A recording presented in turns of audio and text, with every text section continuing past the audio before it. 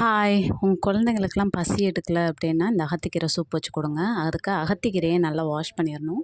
பாசிப்பருப்பு அதையும் தேவையான அளவு வாஷ் பண்ணி 2யும் குக்கரில் போட்டு, சின்ன வெங்காயம், மஞ்சள் தூள், வெள்ளைப்பூடு, சீரகம் எல்லாத்தையும் போட்டு நல்லா பருப்பு எவ்வளோ வேகணுமோ அவ்வளோ அளவுக்கு விசில் விட்டு நல்லா மசிச்சு எடுத்துக்கணும்.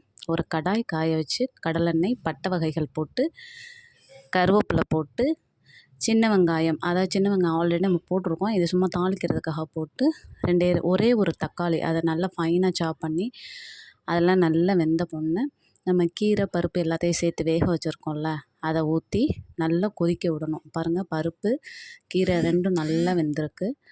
அதை நம்ம தாளிச்சிட்ருக்கோம்ல அந்த இதில் ஊற்றிடணும். ஊற்றி நல்லா கொதிக்க விடணும். தேவையான அளவு உப்பு, அப்புறம் தேங்காய் சீரகம் போட்டு பேஸ்ட் அரைச்சி அதுலேயும் ஊற்றி நல்லா மடங்க கொதிக்க விடணும். கொதிக்க விட்டால் அகத்திக்கீரை சூப் நான்வெஜ் ஸ்டைலில் ரெடி ஆயிரும். இதை குழந்தைங்களும் விரும்பி குடிப்பாங்க. இது நல்ல பசியை தூண்டும், குழந்தைங்களுக்கு வயிறு சுத்தமாகும். அதனால் இந்த மாதிரி வச்சு ட்ரை பண்ணுங்கள். Thank you guys.